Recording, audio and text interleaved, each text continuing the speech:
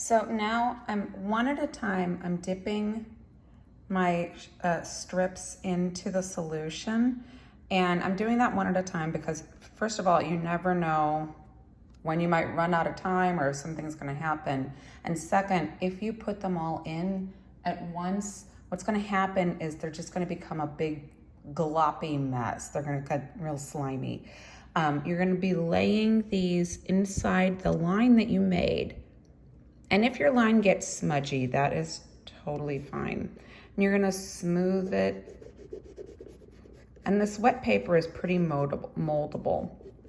If you go outside the lines too, that's okay. Just try to use it as a guideline so it's, you know, at least a little bit inside or around those lines. We can always cut our shapes later. I'm dipping another strip. Again, I'm making sure that I'm just doing them as I'm using them. Now what you want to do is you're going to layer these over each other. We are not going to put it over the nose. And we're not going to put it over the eyes. And that's because, you know, a skull doesn't have a nose that comes out like this. This is cartilage and skin. And we also want the eye, on these masks, the eyes kind of come out just like your eyes do.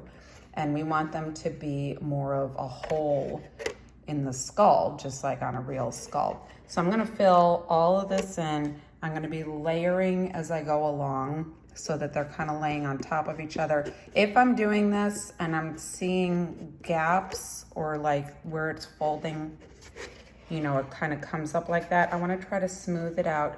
And you might take a little bit of solution on your finger and rub it in.